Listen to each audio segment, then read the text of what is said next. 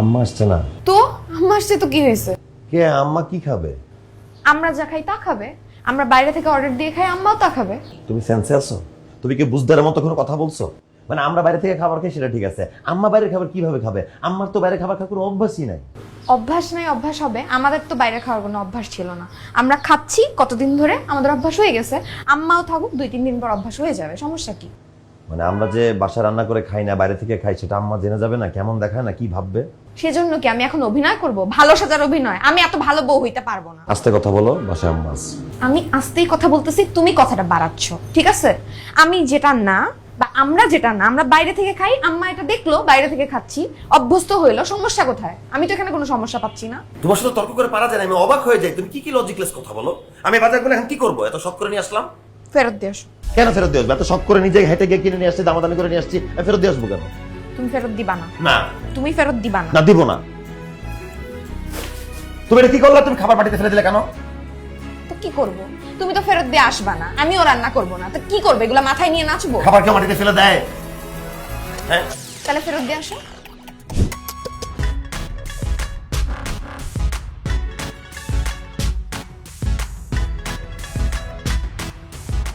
চল যাই। কি আম্মা চল যাই মানে? তুমি ব্যাগ টেক নিয়ে ডাক্তারের কাছে কই যেতেছো? ডাক্তার দেখাইয়া তুই আমারে বাস স্ট্যান্ডে যেয়ে বাসে উঠাই দিবি, আমি বাড়ির যাবো গিয়া। কি বলো মা, তুমি আজকে আসছো, 2-3টা দিন থাকো, ঘুরি ফিরে আড্ডা দিই, ডাক্তার দেখাও, তারপরে চলে যাও। আসার পর থেকে মনটা জানি কেমন খালি খালি লাগতেছে। তোর বাপের একলা রেখে আসছি না, আমার তো ভালো লাগতেছে না, সেই জন্য বাড়ি চলে যাবো। তুই আর না করিস না বাবা। কিচ্ছু হবে না, তুমি থাকবা, পরে যাবা। তুই না করতেছোস কেন? তোর বাপ তো ওইখানে একলা রয়েছে, আমি তো এখানে সুস্থির হয়ে থাকতে পারবো। সব ঠিকঠাক মনে হইলে আবার আসমনে, অনেকদিন থাকবো, তখন বেড়ে যামনে। কি বলো তুমি এটা? কে কে শোনো না, দেখো মা কি বলে। সাবধানে থাইকো মা। আপনিও সাবধানে যান, আর যে আমাকে ফোন দিয়ে। সাবধানে যান মানে? আম্মা আজকে আসলো, মানে 2-3টা দিন থাকুক, তারপরে তো একদম থাকতে বলো। তুমি সাবধানে যান বলতেছো কেন? না, আমি তো বলছিলাম, আম্মাই তো বললাম আমার নাকি অস্থির লাগতেছে, বাবার জন্য কেমন লাগতেছে, মানে ভালো লাগতেছে না, তাই আমিও বললাম তাহলে যাক। আর তুমি আটকাচ্ছো কেন? মার এখানে ভালো লাগতেছে না, যাক না। বলবো না বাসা থাকতে? বলছি তো, মাই তো থাকতে যাচ্ছে না। চল বাবা চল। আম্মা তোমার মনটা কি খারাপ? তোমাকে কেউ কিছু বলছে? না বাবা, কেউ কিচ্ছু বলে নাই।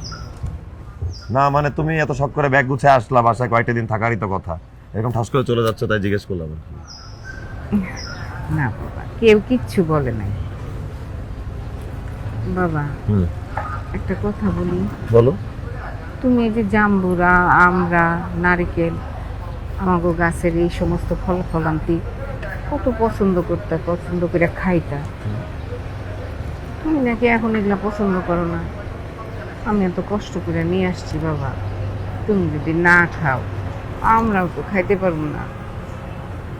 ওগুলা খাইও বাবা, ফেলাই দিও না। আচ্ছা আম্মা সত্যি করে বলো তো, কে তোমার কিছু বলছে? ওকে তোমার সাথে খারাপ ব্যবহার করছে? আর না না, কে খারাপ ব্যবহার করবে? কি, ও কিচ্ছু বলে নাই আমারে। এই তুমি কিন্তু আবার ওরে বকাবকি করবা না, ঠিক আছে? আর ফল ফলান্তিগুলা খাইও। খাবো আম্মা।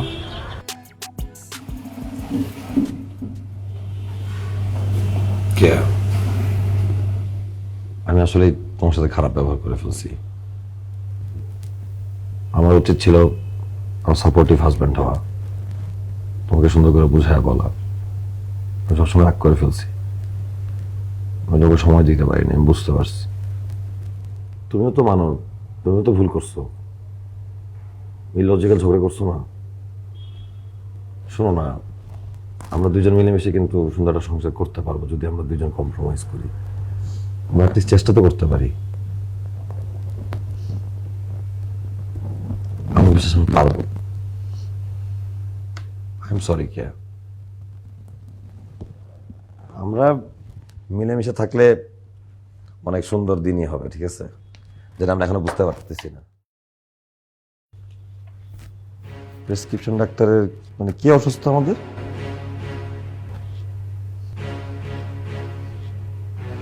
অ্যাবর্শন মানে? এই এই কার অ্যাবর্শন? এটা কিসের অ্যাবর্শন? এই তুমি তুমি অ্যাবর্ট করে ফেলছো? কি সন্তান তো আমারও নাকি? আমাদের সন্তান তো। তা আমার ডিসিশন নিবা না? আমার সাথে একটাবার ডিসকাস করবো না? তুমি একা একা সিদ্ধান্ত নিয়ে আমাদের বাচ্চাকে মেরে ফেলছো। আমাকে জিজ্ঞেস করে প্রয়োজন বোধ করো না, এটা আমার বাচ্চা না। বাচ্চাটাকে মেরে ফেলছো। তুমি তো তাহলে খুনি। তুমি বাচ্চাটাকে মেরে ফেলছো, আমাদের বাচ্চাটাকে মেরে ফেলছো, আমাকে বলো নাই। তোমার সাথে কথা বলে আমার কোনো লাভ নাই। আমি তোমার সাথে আর কোনো কথা বলবো না। আমাদের প্যারেন্টসের সামনে কথা বলবো আপনারা এটা নিয়ে। আমার তোমার সাথে কথা বলতে ঘৃণা লাগতেছে। আমাকে তুমি জানার প্রয়োজন বোধ করলে না।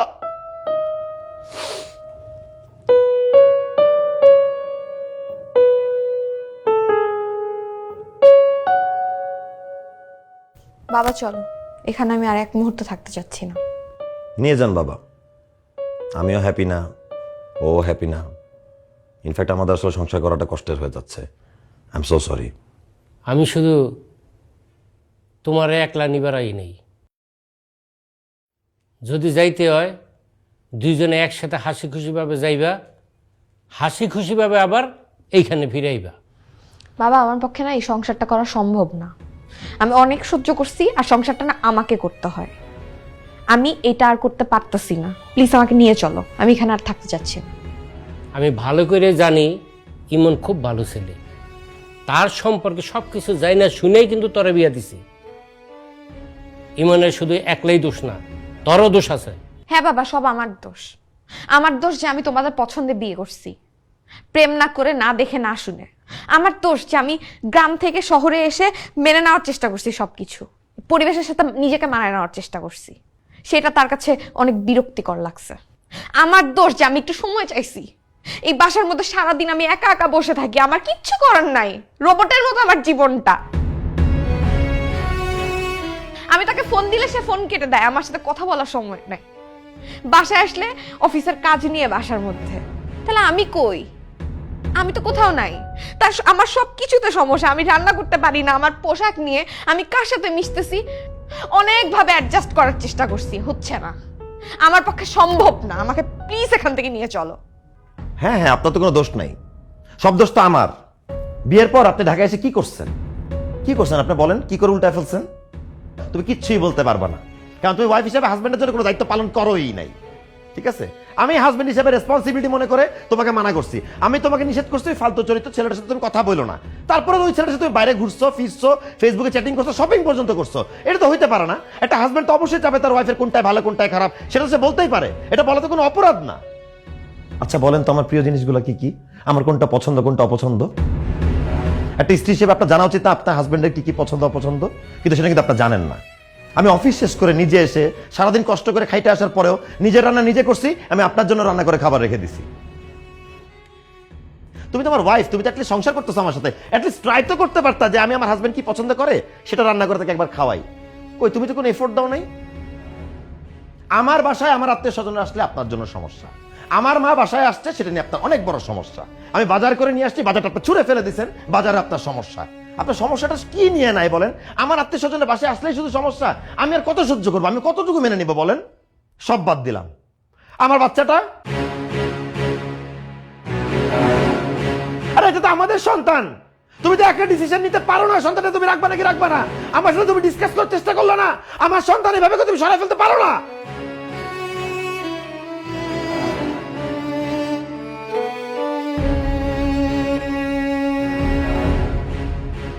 আমি জানাইতে গেছিলাম অফিসে, আমাকে গালি দিছেন আপনি, আমার সাথে ভদ্র ব্যবহার করেন নাই। তারপরে আমার বাসায় এসে মনে হয়েছে আপনি বাবা হওয়ার যোগ্য না। আমার সন্তান পৃথিবীতে এসে দেখবে তার বাবা তার মায়ের সাথে খারাপ ব্যবহার করতেছে, তাই আমার কাছে মনে হয়েছে এই বাচ্চাটাকে আমি পৃথিবীতে আসার আগেই মেরে ফেলি। ওর দরকার নাই এই ঝামেলা দেখার, ও সহ্য করতে পারবে না তো। কিন্তু বাচ্চাটা তো আমারও, তুমি তো আমার সাথে শেয়ার করবা। তুমি কখনো আমাকে বুঝাই বলছো? আমি কেন ডিসিশন দিতে পারবো না? তুমি আমাকে বুঝাই বলো নাই। তুমি বুঝাই বলার চেষ্টাই তো করো না, তুমি তো আমার সাথে ডিসকাসই করো নাই। তুমি আমাকে সময় দাও নাই। তুমি বলতো আমাকে, আমি কিভাবে বলবো? সেটা দিতাম তোমার সাথে। আমাকে তুমি কোনো স্পেস দাও নাই, কখনো না। সব সময় কোনো কিছু বলে বুঝাই বলো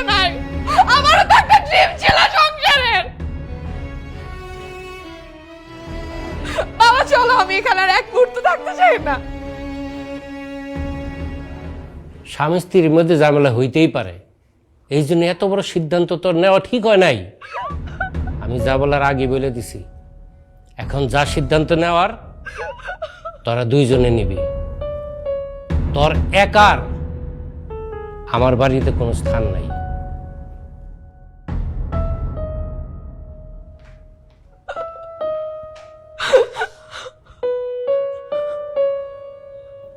এটা তোমাদের জীবন,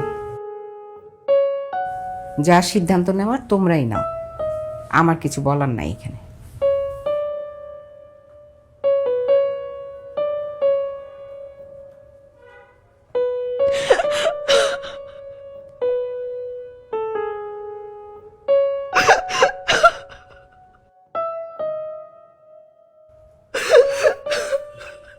কে আমি সরি, আমি তোমার সাথে আসলে খারাপ ব্যবহার করে ফেলছি, ঠিক হয়নি, বুঝতে পারি।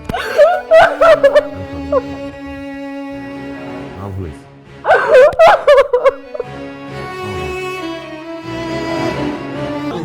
কি হয়েছে? দাঁড়াও তো।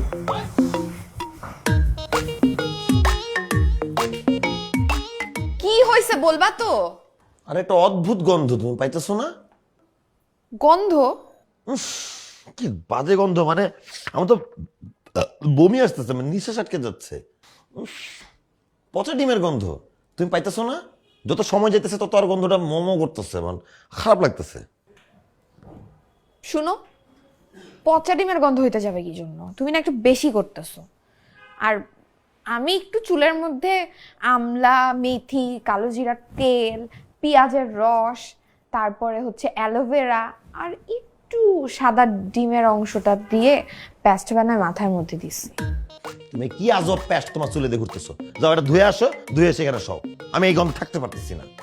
এটা তো আমি ধুইতে পারবো না, আমাকে বিউটিফিকেশন বলছে। বিউটিশিয়ান ওই একই হইলো, মানে উনি আমাকে বলছে যে 8 ঘন্টার কম এটা রাখলে কোনো কাজ করবে না। এটা তো আমি ধুইতে পারবো না, এটা আজকে সারা রাত রাখতে হবে। কে আমি তো 8টা মিনিটে সহ্য করতে পারবো না, 8 ঘন্টা দূরের কথা। তুমি যাও, এখন যাও, 2 মিনিট লাগবে, চুলটা ধুয়ে চলে আসো, যাও। না, এটা তো আমি ধুবোই না। উনি আমাকে 8 ঘন্টা বলছে, মানে 8 ঘন্টায় রাখবো। আর এমনিতে আমার চুল পড়ে যাচ্ছে, এটা দিলে চুল পড়া একটু বন্ধ হবে। আমার চুল বড় না, তোমার ঘুম বড়? আমার ঘুম বড়। তাহলে ঘুমাও। আমি এরকম অবস্থা ঘুমাইতে পারবো না। তাহলে তো সমস্যাটা তোমার, আমার তো কোনো সমস্যা নাই। আমি তো কোনো স্মেল পাচ্ছি না। একই হইলো, এত ভুল ধরা লাগবে না। তোমার যদি পোষায় তুমি এখানে থাকো, নাহলে তুমি প্লিজ এখান থেকে যাও। আমি বাইরে গিয়ে ঘুমাইতে পারবো না। তোমার চুলে প্যাস্ট দিছো, তোমার চুলে উদ্ভট প্যাস্ট নিয়ে বাইরে গিয়ে তুমি নিজে ঘুমাও। আমি জীবনও বাইরে যেয়ে ঘুমাবো না, তুমি ঘুমাও, তোমার সমস্যা। আমার তো কোনো সমস্যা নেই, আমি তো কোনো গন্ধ পাচ্ছি না। আশ্চর্য, যত বাজে গন্ধ, উঠ করে গন্ধ, তুমি গন্ধ পাচ্ছ না? তোমার নাক নাই? তুমি কোনো গন্ধ শক্তি তোমায় পাও না? এটা কোনো, এটা পেস্ট বলে? ঠিক আছে, আমারও ঘুমানোর ইচ্ছা নাই, দুর্গন্ধ।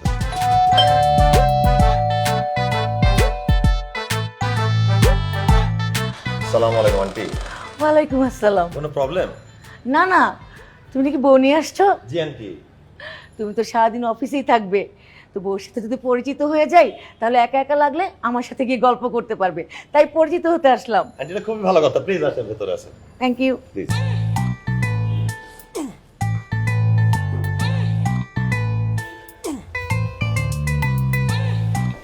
আন্টি আপনি একটু বসেন, আমি আমার বউকে ডেকে দিচ্ছি। আচ্ছা ঠিক আছে।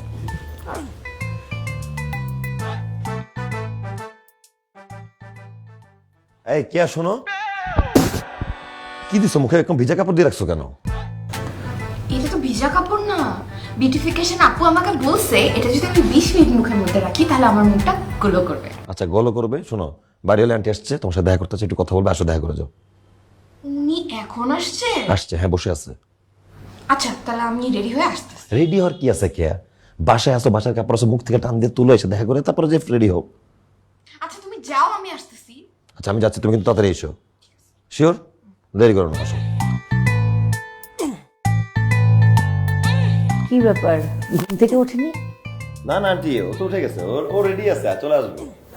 ও,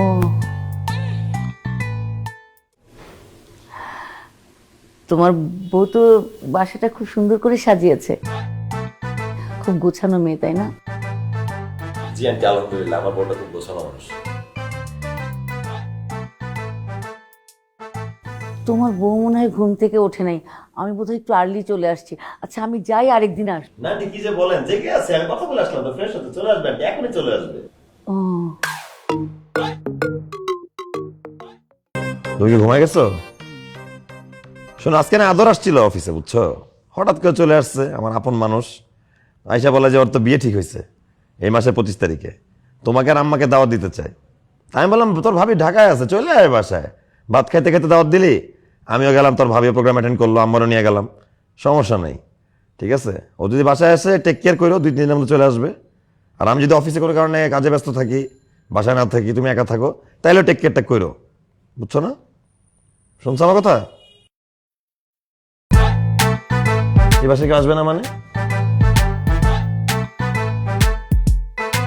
আশ্চর্য কথা, আমার আপন খালাতো ভাই, আমার ক্লোজেস্ট মানুষ, চিনি না জানি না, তুমি বলতেছো সে আসবে না মানে?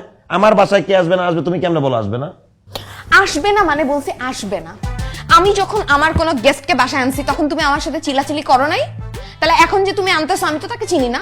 তোমার গেস্ট একটা অজানা অচেনা ছেলের সাথে তুমি আমার আপন খালাতো ভাই তুলনা করতেছো। আমার আপন খালাতো ভাই অজানা অচেনা মানুষ। হ্যাঁ তোমার খালাতো ভাই, আমার তো কেউ না। আমি চিনি, আমি কখনো দেখছি, আমার তো ক্ষতি করতেও পারে। তুমি তো এই কথা আমাকে বলছো। আশ্চর্য কথা, আদর কেন তোমার ক্ষতি করবে? সে আসে তার বিয়ে দাওয়াত দিতে, খুশি হয়, ভাবি হিসেবে সে রেসপেক্ট করে, ভালোবাসে তোমাকে, সে কেন তোমার ক্ষতি করতে যাবে? কেন এই কথা তুমি আমাকে বলো নাই যে বাসায় কেউ আসবে না আমি না থাকা অবস্থায়? এখন তুমি থাকা অবস্থায় আসার দরকার নাই তো। আচ্ছা বুঝছি, ঢাকা শহরে এসে তোমার চোখ ফুটছে, তাই না? হ্যাঁ, শহরে এসে তোমার ডিমান্ড চেঞ্জ হয়ে গেছে, কথাবার্তা স্টাইল চেঞ্জ হয়ে গেছে, তুমি রুল জারি করা শুরু করছো। শোনো, তোমার গ্রামে পাঠিয়ে দিয়েছে, তোমার আগের লাইফস্টাইলে তুমি ফিরে যাও, ওইখানে তুমি বেটার। আমার যদি গ্রামে যাইতে হয় আমি একা যাব না, তুমি আমার সাথে যাবা। আমি গ্রামে যাই বসে থাকবো, তুমি এখানে ফুর্তি করবা, তাই না? তোমাকে আমার সাথে যাইতে হবে। আমি ফুর্তি করি? আমি অফিসে চাকরি করে মানে ফুর্তি করি?